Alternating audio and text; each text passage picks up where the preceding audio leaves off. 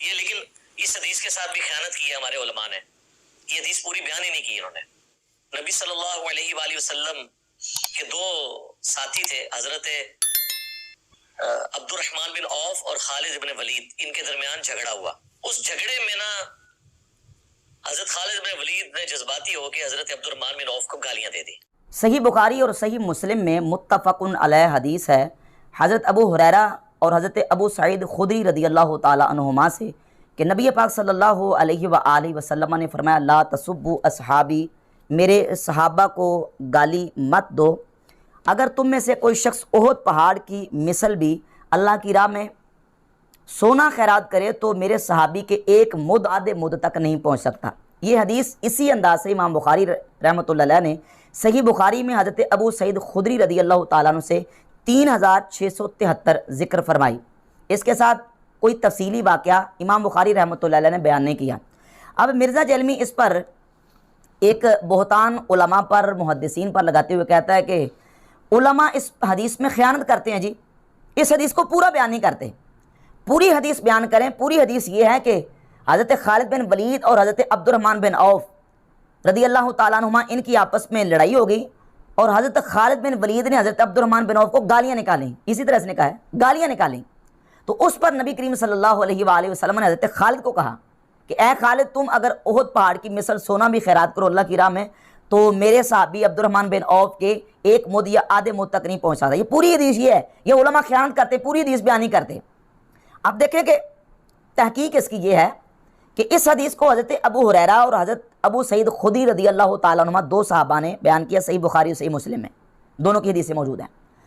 اب جہاں تک حضرت ابو ہریرہ رضی اللہ تعالیٰ کی حدیث کا تعلق ہے تو حضرت ابو ہریرہ اس قصے کو بیان نہیں کرتے, اس واقعے کو سرے سے حضرت ابو ہریرہ بیان ہی نہیں کرتے صحیح بخاری اور صحیح مسلم میں. اور امام بخاری رحمۃ اللہ علیہ نے ابو سعید خدری رضی اللہ تعالیٰ عنہ کا جو طریق صحیح بخاری میں 3673 ذکر کیا ہے اس میں بھی بالکل سرے سے قصہ موجود نہیں ہے, واقعہ موجود نہیں ہے.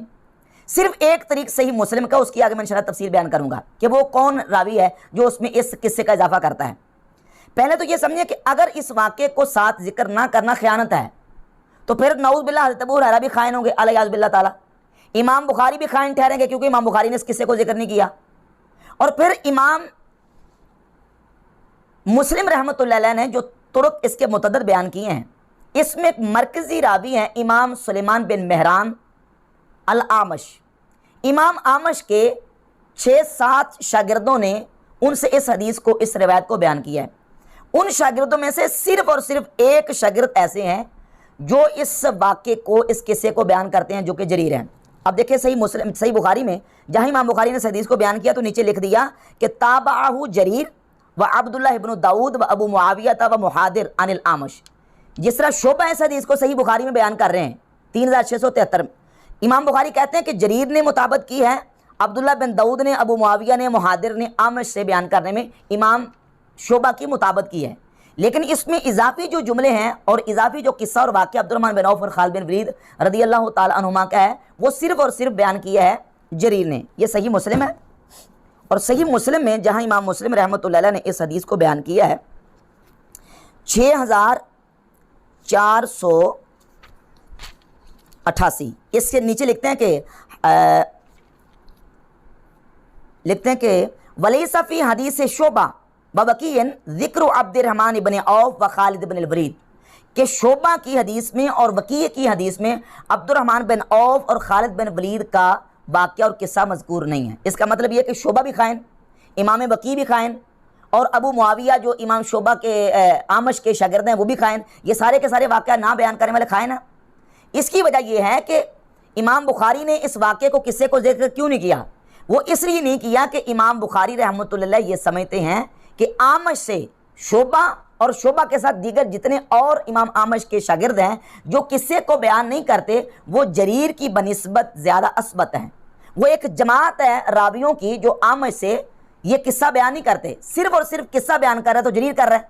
اور یہ اصول محدثین کی کتابوں میں لکھا ہے, اسماء اور رجال کی کتابوں میں اٹھا کر دیکھ لیں. امام ابن حجر اسقلانی کی تہذیب التہذیب میں یہ ذکر مذکور ہے کہ امام یحییٰ بن معین کہتے ہیں کہ عامش سے ابو معاویہ بیان کریں اور جریر بیان کریں تو جریر کی بنسبت ابو معاویہ وہ عام سے اثبت ہیں، زیادہ ثابت، یعنی ان کی حدیثیں زیادہ پکی ہوتی ہیں. تو جو پکے راوی ہیں عام سے بیان کرنے والے، وہ اس قصے کو بیان نہیں کرتے. تو جن محدثین اور راویوں نے قصہ بیان کیا وہ سارے خائن ہیں. حالانکہ ایک ٹیکنیکل وجہ ہے، ایک جو حدیث کے اصول کی وجہ ہے کہ بعض محدثین نے اور بعض راویوں نے اس قصے کو ساتھ ذکر نہیں کیا، اور امام بخاری نے اس کو 3673 نمبر حدیث کے تحت ذکر نہیں کیا، اور یہ کہتے ہیں علماء خائن ہیں جی، خیانت کرتے ہیں. اچھا، اگر اس قصے کو ساتھ بیان نہ کرنا خیانت ہے اور یہ آدھی حدیث ہے، پوری حدیث نہیں ہے، تو مرزا صاحب پھر آپ بڑے سب سے خائن ہیں. کیونکہ یہ قصہ صرف اتنا نہیں ہے، بلکہ حدیث کی کتابوں میں اس کی پوری تفصیل موجود ہے، اس سے آگے بھی قصہ موجود ہے. اور وہ فضائل الصحابہ میں امام احمد بن حنبل اپنی کتاب فضائل الصحابہ میں حدیث نمبر 13 لے کے ہیں، اور یہ المعجم الصغیر ہے امام طبرانی کی، اس میں حدیث نمبر 707 لے کے ہے. اور یہ مجمع الزوائد ہے امام حیثمی کی، اس میں حدیث نمبر 15878 امام حیثمی لے کے ہے، جلد 9 کے صفحہ نمبر 581 پر. اور وہ حدیث طبرانی کبیر، طبرانی صغیر اور مستہ بزار کے حوالے سے امام حیثمی نے ذکر کی، اور وہ واقعہ پورا بیان کیا، اور لکھا ہے کہ رواہ الطبرانی فی الصغیر والکبیر باختصار والبزار بنحوہ ورجال الطبرانی ثقات، کہ اس کو طبرانی صغیر، کبیر اور مستہ بزار میں ذکر کیا گیا ہے، اور طبرانی کے جو رجال ہیں وہ ثقہ ہیں. اور وہ واقعہ کیا ہے؟ وہ واقعہ اس طرح ہے کہ حضرت عبد الرحمن بن عوف نے حضرت خالد بن ولید رضی اللہ تعالیٰ عنہ کی شکایت کی نبی کریم صلی اللہ علیہ وسلم کی بارگاہ اقدس میں. تو نبی کریم علیہ السلام نے فرمایا، یا خالد لا توزی رجلا من اہل بدر، اے خالد اہل بدر میں سے ایک شخص کو تو اذیت نہ دے، اس کے خلاف نہ کوئی بات کر. فلو انفقت مثل احد ذهبا لم تدرک عملہ، کہ اگر تو احد پہاڑ کی مثل بھی سونا خیرات کرے تو اس کے عمل تک نہیں پہنچ سکتا. جب یہ حضرت عبد الرحمن بن عوف نے شکایت کی تو سرکار نے حضرت خالد بن ولید کی تعدیب فرمائی، ان کی نبی کریم علیہ السلام نے تربیت فرمائی. تو حضرت خالد بن ولید بول اٹھے، کہتے ہیں یا رسول اللہ یقعون فیا فاردوا علیہم، حضور انہوں نے پہلے میرے اوپر یہ واقع ہوئے. اب مرزا تو یہی کہے گا کہ انہوں نے پہلے مجھے گالیاں دی، اس نے وہ بیان بھی یہی کیا ہے کہ خالد بن ولید نے حضرت عبد الرحمن بن عوف کو گالیاں دی. تو اب اس کا کیا ترجمہ کرو گے کہ نعوذ باللہ حضرت عبد الرحمن بن عوف نے پہلے گالیاں دی تھی، بس رنجش ہوئی، کوئی سخت کلامی ہوگی آپس میں، تو کہا کہ یہ پہلے مجھ پر واقع ہوئے ہیں، یعنی انہوں نے پہلے میرے بارے میں کوئی بات کی ہے. تو نبی کریم صلی اللہ علیہ وآلہ وسلم نے اس موقع پر حضرت خالد بن ولید کی منقبت بیان کی اور حضرت عبد الرحمن بن عوف سے کہا لا توزو خالدن، اے عبد الرحمن خالد کو ایذا نہ دو، فإنہ سیف من سیوف اللہ صبہ اللہ علی الکفار، کہ اللہ رب العزت جل شانہ نے خالد کو یہ بنایا کہ خالد اللہ کی تلواروں میں ایک تلوار ہے، اور اللہ نے خالد کو کفار پر ڈال دیا ہے، یعنی کفار پر مسلط کر دیا ہے خالد رضی اللہ تعالیٰ عنہ کو. اس حدیث میں نبی کریم علیہ السلام نے خالد بن ولید رضی اللہ تعالیٰ عنہ کی منقبت بیان کی. اگر صرف قصہ خالد بن ولید اور عبد الرحمن بن عوف کا ذکر نہ کرنا خیانت ہے، تو آگے خالد بن ولید کی منقبت نہ بیان کرنا خیانت نہیں ہے؟ تم بتاؤ کہیں یہ بیان کی تم نے؟ بالکل نہیں بیان کی. مرزا نے اس حصے کو چھوڑا، تو جو صرف قصے کا ذکر نہ کرے وہ خائن ہے. تو جو اگلی منقبت عبد الرحمن بن عوف کے ساتھ خالد بن ولید کی منقبت ہے وہ بیان نہ کرے وہ کیا خائن نہیں ہے؟ تو تم اس سے بڑے خائن ہو. تو یہ اصل میں روایات کا اختلاف ہے. جو روایت جو محدث اپنے طور پر زیادہ جو نا وہ زیادہ صحیح سمجھتے ہیں، زیادہ محفوظ سمجھتے ہیں، اس کو ذکر کرتے ہیں، اس کو بیان کر دیتے ہیں. اور پھر نبی کریم علیہ السلام کے صحابہ کرام بھی جب اس چیز کو بیان کرتے ہیں، سیدہ ام المومنین عائشہ صدیقہ رضی اللہ تعالیٰ عنہ، حضرت عبداللہ بن عمر رضی اللہ تعالیٰ عنہ، حضرت سیدنا عبداللہ بن عباس رضی اللہ تعالیٰ عنہ، حضرت معاذ بن جبل، وہ بھی اسی طریقے سے بیان کرتے ہیں. مثلا سنن ابن ماجہ کی 162 نمبر حدیث ہے، حضرت عبداللہ بن عمر رضی اللہ تعالیٰ عنہ فرماتے ہیں لا تسبوا اصحاب محمد صلی اللہ علیہ وسلم، نبی کریم صلی اللہ علیہ وآلہ وسلم کے صحابہ کو برا نہ کہو. اب یہاں سبو جو ہے وہ لفظ سبا یا سبو کا استعمال ہوا. دیکھیں اس طرح کے جہاں کلمات ذکر ہوتے ہیں اس کا موقع محال دیکھا جاتا ہے.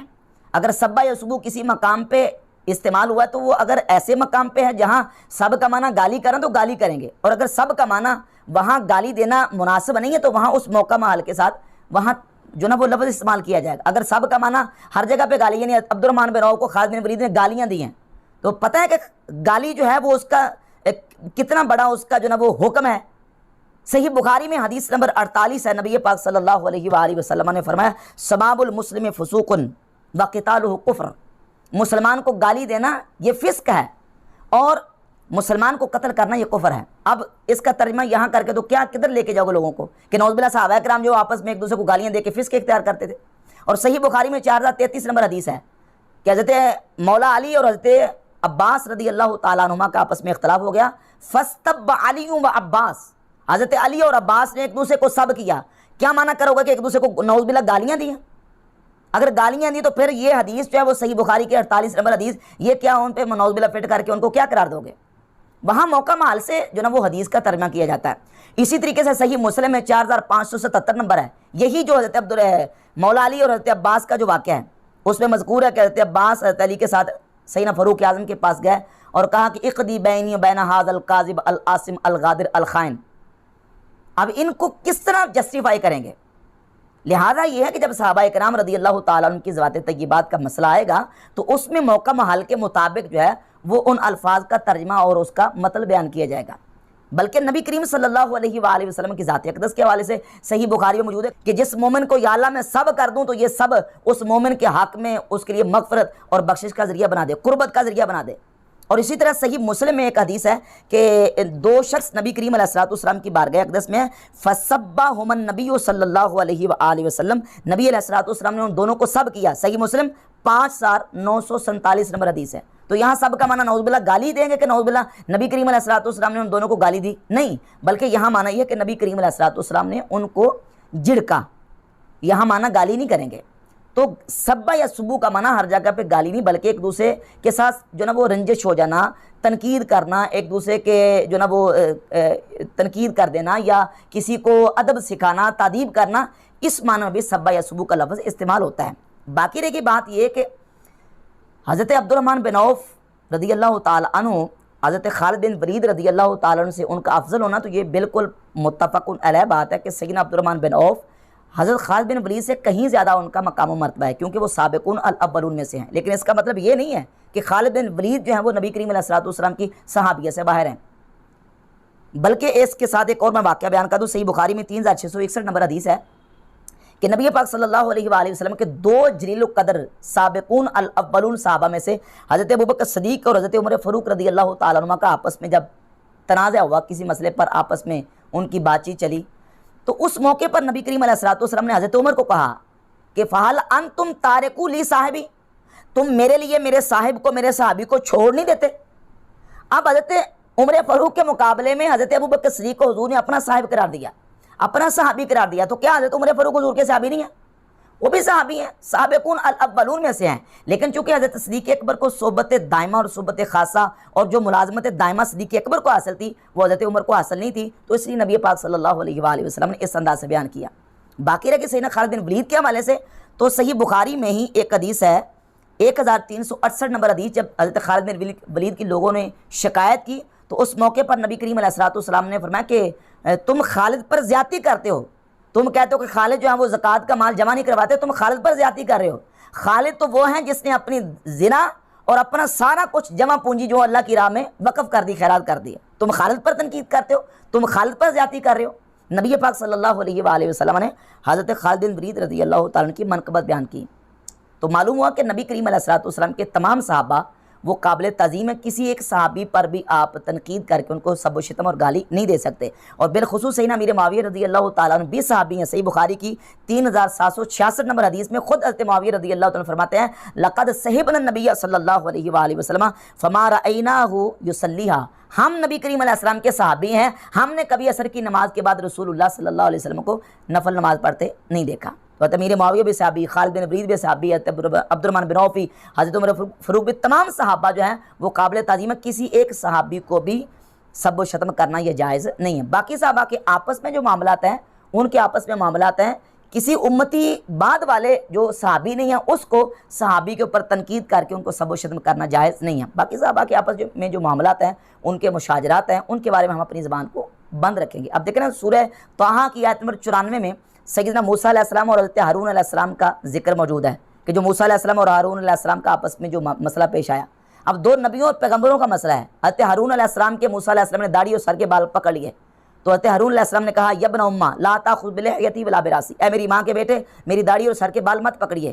اب ایک نبی دوسرے نبی کے ساتھ, ایک رسول دوسرے رسول کے ساتھ یہ معاملہ کرا, تو ہم کسی کے بارے میں کوئی منفی اپنا جو کمنٹ اور تبصرہ نہیں کریں گے, بلکہ رسولوں کا, نبیوں کا معاملہ ہے. تو جب صحابہ کرام کی آپس میں مشاجرات کی بات آئے گی تو